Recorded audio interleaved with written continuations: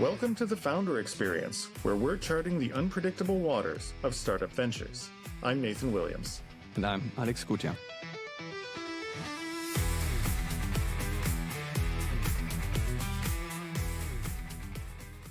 Alex, what is best in life? Well, how am I supposed to answer that?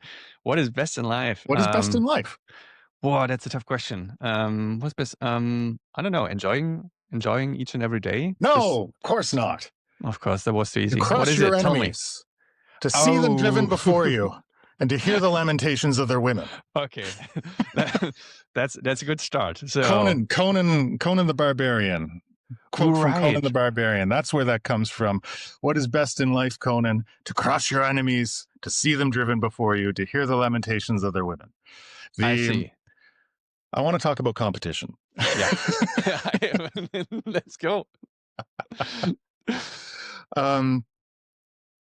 I don't know about you, but I've always had a sort of weird relationship with how I feel when I start a business. I get very, very territorial. And when I start, especially with a new idea, I don't even have anything yet, when I start my new business, the hardest thing I find emotionally is to do the competitor analysis. I just come up with a new idea. It's great. Or maybe I've put together maybe a proof of concept, an MVP. And then it's like, okay, I got to, do a competitor analysis, time to raise money, see who's doing what out there.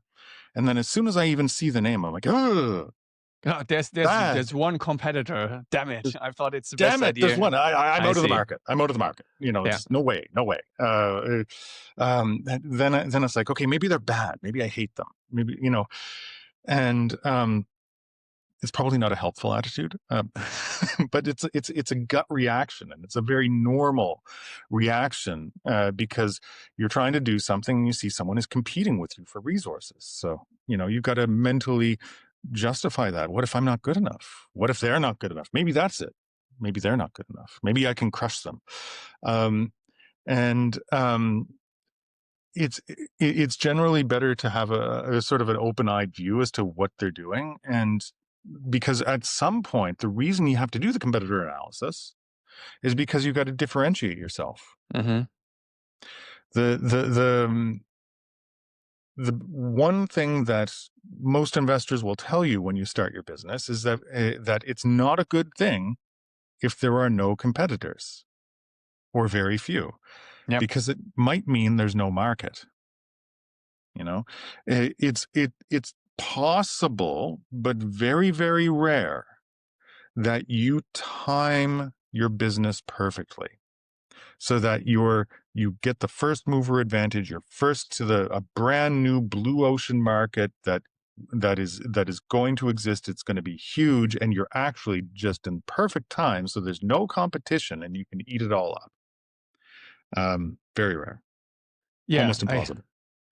No, definitely. So I feel that one.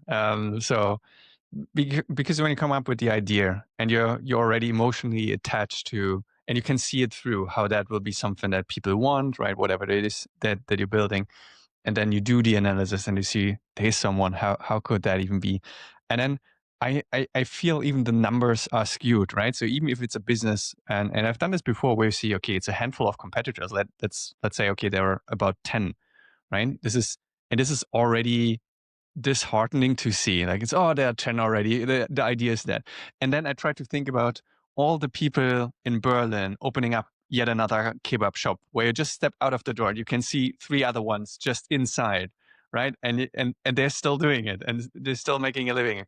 So that's competition, right? Restaurant space. I think that's tough, right? And then we're speaking here about 10 competitors, and they may even compete on a global scale, right? These may be the only 10 competitors in the world offering the service, right? But it still feels like someone had the idea, and how can they, are they even better? Everything that you mentioned. And then I just wonder, how closely do you actually track them? Is this for you is this something that informs your decisions going forward, or something where you just try to track what they're doing all the time? Or is it that you just see them, acknowledge them, say, okay, they are there. Because from the point of view of the customer, you're all equal, right? If someone searches for service you're offering, everyone will come up, right? So you have to think about that. And then is that something that takes a lot of time from you? No, I mean, generally, it doesn't take a lot of time, and I still have these, these gut reactions to this sort of thing. However, I've consciously changed my attitude. You're not going to change your emotional response to Hmm. competition anytime soon, but you can change the way that you think about it consciously and the way that you react to it. Um, I love the idea of or the visualization of the donor shop, right? Like you go out and there's like 50 on the street. Who y- who are you really competing with? Donor shop is competing not with the donor shop across town, but only with the ones across the street, right? That is Because true. they're competing like and it's important to think about who are you actually competing with? It's not necessarily with someone with the same product. It's someone who's trying to get the same customers. So the donor shop example is great because even though they might have the same product as someone that's across town or in a different city, they're not competing, right? Yeah, that is true. And when you're in any business, it's important to remember that that it's all about sort of two factors. One is are we going after the same vertical, the same customer base, the same like are they finding us in the same way? Is it localization based? Like if you're on the internet, is it around the same keywords? Like who am I competing with? And then the second one is the job to be done.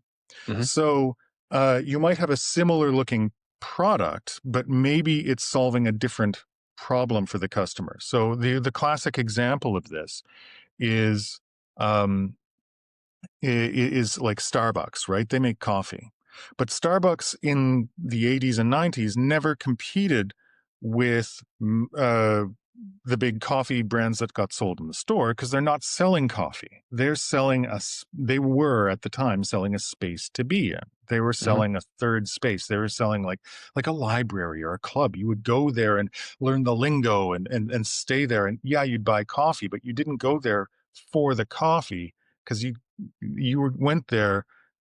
It was like a competition with the local pub more. Yeah, Same thing like with Snickers, right? Snickers, the candy bar, doesn't really compete with other candy bars. It's you don't buy a Snickers because you want to have a candy bar, even though it is a candy bar. All of their messaging was around, "Are you hungry? Are you hungry?" Whereas Kit true. Kat, like, give yourself a break. It was like a Yeah. affordable luxury versus a meal replacement. And so Snickers was more competing with lunch. And and so knowing who you're competing with and differentiating from your competition are quite important, right? And so it's not always the same product. Like with MindSpider, for example, we're digital product passports, but we weren't always competing with other digital product passport providers. We were Mm. competing with pen and paper or non-compliance with regulations or and things like that. And knowing what job you're doing and is important to be able to carve out your niche, to establish yourself, to like maybe it's the vertical, we're in metals, someone else is in chemicals. Like having that is important to establishing your identity because ultimately your business is not about how am I competing with this other company. It's who am I and what problems am I solving for my customers and why do they choose me? Yeah, it's I've just been thinking again to what extent you allow this to influence your messaging and product. I think these are at least two dimensions that I would think about initially. And I'm not sure if you saw that, and I'm not sure where I overheard it, but I think do you know who Netflix is competing with? And I saw or read this somewhere, and I find it so good. But who's the competitor of Netflix? Oh, that's an interesting one, right? Because they're what the way they've been positioning themselves. They're a streaming service, but they're competing for eyeballs and screen time. Yes. So who are they competing with? It might be YouTube. Almost. No, they said sleep. I'm not sure if Reed Ooh, Hastings said it, or where I think I saw this somewhere, and I thought this is so sleep. clever. But they said we are competing with sleep, and I have to look it up to see if this Oh is true. But I thought man, that's I love that's that. yeah, that's quite an interesting angle, right? But That but then again, also how explains a lot why I have been up too late too many nights. see they know Maybe who they there's a are point competing with. there. Yeah, but back to these two things. So I think when I think about competition, what you can see, and these might have SEO reasons, but especially products always have now these pages where they compare our product versus X, our product versus Y versus Z, and then just listing all the competitors, right? So always positioning, and you said this, all right, because you have to know your USP, what's your value, and then just trying to differentiate themselves so it will influence the communication, I think. And the other one is the product, and this is something that I usually try not to do that much, right? Because if you see your competitor, if you know their products, I don't want to be influenced in terms of, oh, they are building this, we have to build that, right? Because that will put you in a mindset of you're always running behind, right? You always have to chase your competition and see what they are doing, and then try to, okay, just think about that, right? It will consume you so much, and I think that is or can be a big distraction to thinking about what is it that we want, right? Why are we there? What's our strategy? What's the direction that we're taking? And not getting distracted by whatever your competitors are doing, even if they are super successful, right? And I've done that before, and I then at some point realized it's taking up so much energy. It's really making me not anxious. That's the wrong term, but it just took too much energy, right? To just think from that angle, and I didn't want to do this. And it's probably the same reason for why good journalists don't read other news articles, because they don't want to be influenced when they write their own take Mm. on any topic, right? So how do you think about that? I think that that's absolutely true. That you don't want to overfocus on your competitors and define yourself by what they're not. Right. Um, Personally, I tend to try to avoid looking at competition as much as possible. Of course, every so often it's important to check in and get a reality check as to Hmm. where you're at. But um, I think that there's dangers on both sides of the road, right? And oftentimes for me, the bigger danger is over focus on competition and then try and say, well, we're not that, and define yourself by what you're not. The other danger is to ignore competition entirely and to say, yeah, we're better, and go into sort of a false sense of security about competition. But there's something else around competition as well that's important to keep in mind as a founder, and that is what you want as a founder for your business. If you ever want to sell your company, who's going to buy it? True. Yeah. Probably a competitor, right? Like Yes. probably someone at least who knows. It's either going to be someone who's already a competitor in the industry who wants to grow and take more of the market, or it's going to be someone in a related industry who wants to be a competitor, who Hmm. finds it cheaper and easier to buy you rather than to develop the capacity themselves. And so knowing how you fit into the market and how you fit into the landscape helps you gauge that if you ever want to exit, right? Not everyone does.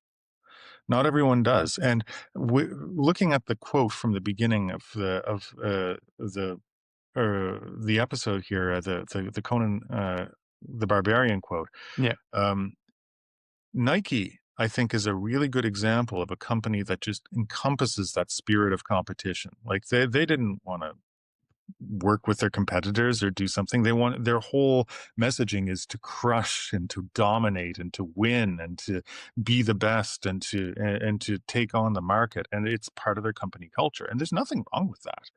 Hmm. You might want to start a business because you want to win. And that's fine. It becomes part of the ethos of the company. You might never sell it. You might, just run it because that's what you want to do for your company.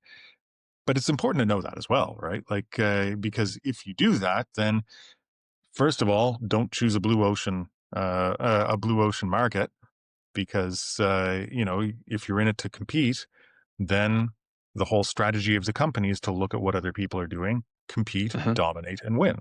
And so that's a different company strategy than, say, a blue ocean strategy, where if you're not familiar, where there's not a lot of competition, and so you want to go and grab as much market share as possible early on. That's but that's something that I've just been thinking about. How or to what extent do you think you should connect with your competition upfront? Whether that's because you envision at some point some sort of exit, or just other reasons. How do you see that? And maybe it's different for different industries. But yeah, to what extent would you just try to connect or exchange ideas or whatever with competition? Personally, I tend to keep a fairly good personal relationship with competing founders, Hmm. and it might have to do with the industry I'm in, right? I'm in an industry where it's still an emerging market, right? Like, it's not, there's no clear dominating player yet. The market is still sort of developing, and we're expecting certain regulations to require what I do in the next couple of years. And so everyone is sort of in the, how do we approach this game? And there are different ways of delivering the same product. And so our competition is not directly competing with the same product for different verticals or something, or different efficiencies or features. We're competing based on different technological approaches to a project. So in some ways, it's like a Venn diagram. We're competing, but in some ways we're not exactly. So it's hard to say.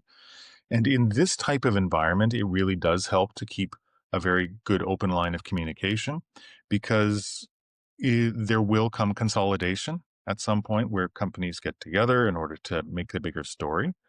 Hmm. Um, and for me, I think it's less about me being, the entrepreneur that wins, and much more about how is me creating something that has a bigger story, that's bigger than myself, that can actually go and address this market.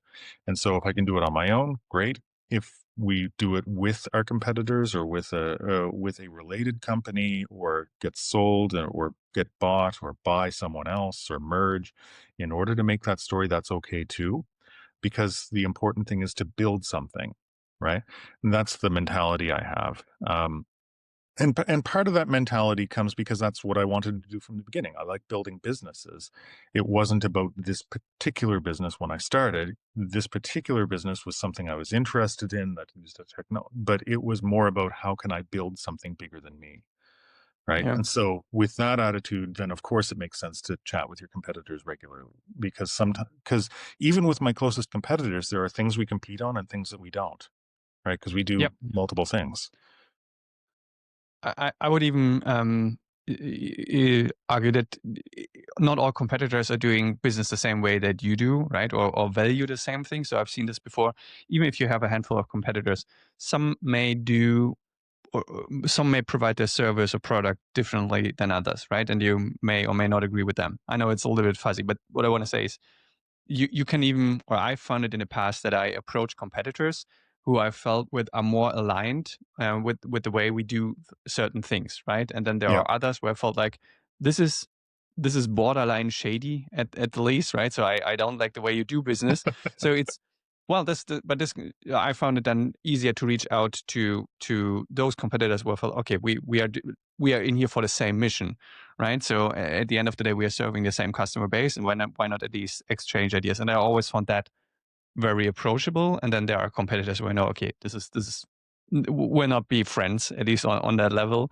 Yeah. But I found it like the ones that I have been connecting with, I always felt like, okay, this is very fruitful and on eye level exchange of ideas, and people understand, okay, this is business, but I still enjoyed that, right? So it's not like, okay, what I want to say is, not all competition has to be bad. There can definitely be businesses or individuals at the end of the day where it's still worthwhile to at least exchange ideas. And I've found that nothing unites competitors as easily as a shared enemy, right? Which Yep. is in Germany is usually the law. Something like something changes, it makes it very very hard for you to do business, right? If there's something imposed. I found it always very quick where like or saw that competing companies quickly got together to at least unite and say no, we're not accepting this. And so it's very dynamic. I want to say at the end of the day, like competition doesn't mean it's you versus them necessarily, but there are many things in between, depending on how you want to play it. I've also found that oftentimes, especially in sort of like a small market where there's like maybe a couple, just a handful of competitors, usually one will piss off the others in some way. One will do something a little bit wrong, a little bit shady. They'll anger everybody else. And so then that's a great common enemy because then you can all compete against them. They unite Yeah, the these are factions. usually the we're not here to make friends people, right? It's like we're here to make business and then Yeah. just whatever it takes. I think you always see them, and Yeah. like regardless of the industry. And yeah, I know these as well. Exactly. Exactly. And because to be honest, it's hard to compete with the we're not here to make friends, we're here to make business people, unless you sort of unite, like, and find ways to work together and make a stronger story, right? Yeah, But especially in the early days, though, it's important to remember that as you're figuring out business, most people will buy from you and most people will work with you because they like you, right? If you've got two equal products that both solve the same problem, you choose the one that you like to work with, right? People buy from their friends. So yeah, for sure. And it's also just to add, even if there are like these competitors who do things a little bit shady, whatever, it's always important to just stay like on your level and do the things that you think you want to do the way you want to do it, right? So you shouldn't be influenced by if you see someone not playing by the rules and getting away with it, that should never just influence yourself to um, do the same or act the same, right? Because I see that the incentive is there. If there's someone who can bypass the law or get a lot of money for doing questionable things and getting away with that, right? There's always it's still a business at the end of the day. You still have to make money and have market share, right? So I feel this is tough to then say we're still holding the line here, doing the right thing, right? The way we see it, and not just giving into that temptation to say, oh, if there's a hole that you can exploit or whatever, then we should do the same. So I think that's always important to just focus on your values and the way you want to do it, and not just giving into these kind of temptations. I also find that from a founder's point of view, right? It's good to have good relationships with the competitors that you at least somewhat align with, that has shared values or shared outlooks. Um, and it's important to have sort of one view as the founder. But from another perspective, this idea of a common enemy is great for your internal alignment as a team, right? Oh yeah. Like if you've got a whole team together and it's a great shortcut for saying, here's what we got to do. Gang, we have to unite. We're losing the market to this competitor. We're going to beat them. How do we beat them? Like this. And it shortcuts a lot of decisions where you're like, okay, well, what's our ROI? How do we do this? How do we justify to the customer? Da, da, da, da.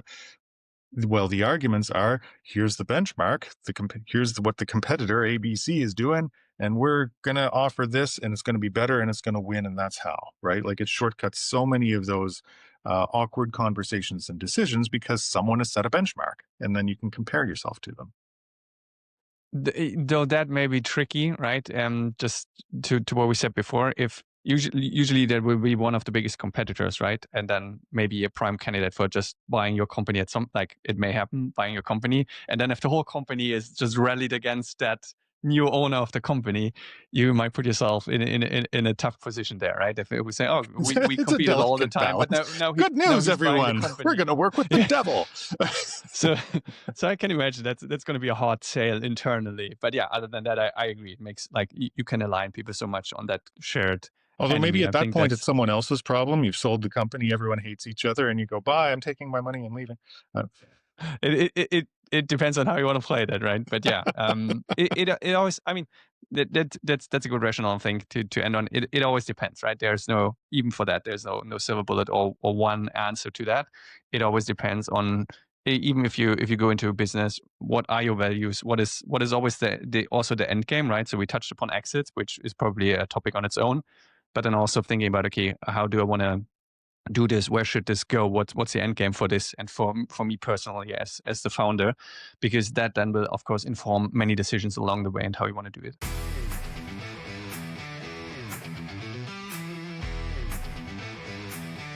That's it for this episode of The Founder Experience. If you enjoyed it, do us a favor, hit subscribe wherever you are listening, whether that's Spotify, YouTube, or your favorite podcast app. If you've got a second, leave a rating or a review. It really helps. And you can find more episodes and behind the scenes stuff on our website, founderexperience.fm. And if you've got feedback or business ideas that you want us to talk about, shoot us a message at hello@founderexperience.fm. We'd love to hear from you. Thanks for hanging out. We'll catch you next time.